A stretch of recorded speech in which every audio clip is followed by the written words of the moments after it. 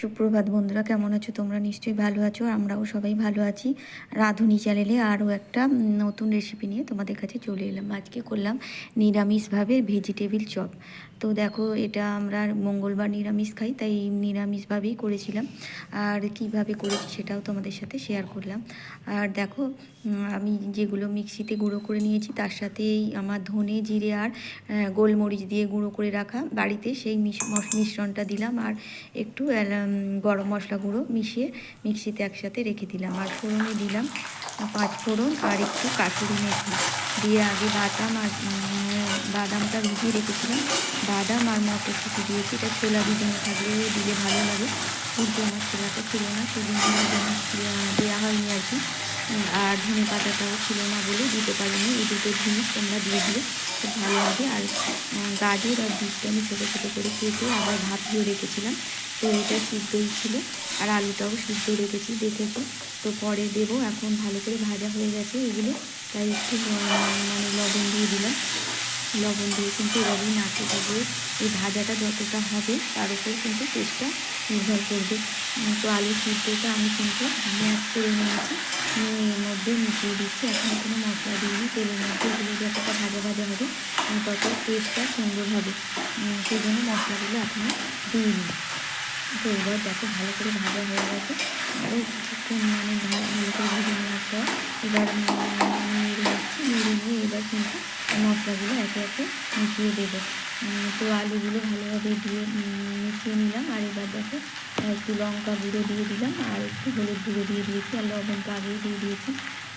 আর ভাজা মশলার সাথে আমি ধনে জিরে আর গোলমরিচের গুঁড়ো মেশানো আমার থাকে, সেগুলো হাতে গড়া, সেগুলো মিশিয়ে রেখে দিয়েছি। আর এখন আমি দেখো, পুরটা আমি কিন্তু করে রেডি করে ঠান্ডাও করে নিয়েছি। আর এর মধ্যে কিন্তু একটু ব্রেডক্রামের মধ্যে আমি একটু লবণ মিশিয়ে দিলাম। এবার আমি আর কি ভেজিটেবিল চপগুলো একটু হাতে গড়ে নেব। আর ওই ব্যাটারটা কিন্তু আমি শুধু কর্নফ্লাওয়ার দিইনি। কর্নফ্লাওয়ার 1 চামচ, আর 1 চামচ হচ্ছে ময়দা, আর 1 চামচ বেসন দিয়ে ব্যাটারটা করে রেখেছি। তো এখন আমি এই হচ্ছে ভেজিটেবিল চপের আকারে এটা গড়ে নিলাম। গড়ে নেব সমস্তটাই, আমার যে কটা হবে সে কটা আর কি গড়ে নেব।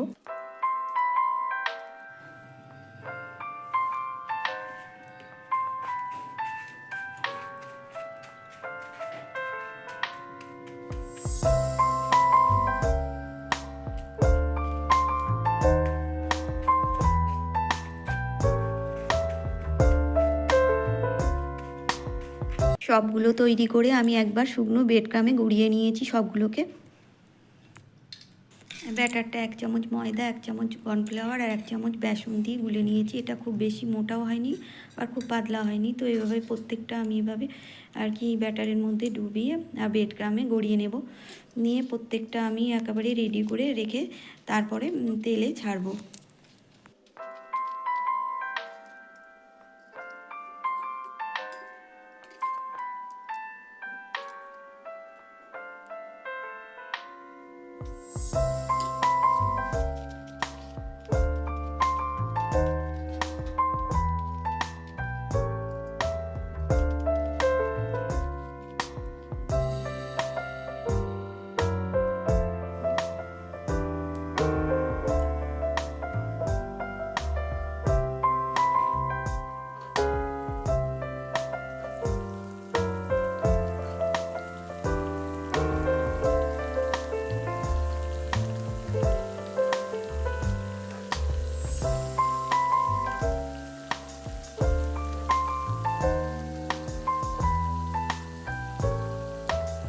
তো দেখো, এক পিঠটা আমার করার মতো হয়ে গেছে, বেশ মচমচে বোঝা যাচ্ছে, একটা ভাজা হয়ে এসে গেছে।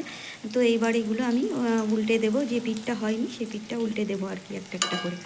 এগুলো আলতোভাবে করতে হবে, আর খুব কিন্তু মিডিয়াম আছে এগুলো ভাজতে হবে। একদম খুব জোরে হাই ফ্লেমে করলে হবে না। তো আস্তে আস্তে করে দেখো আমি সমস্তগুলো এভাবে উল্টে নিচ্ছি।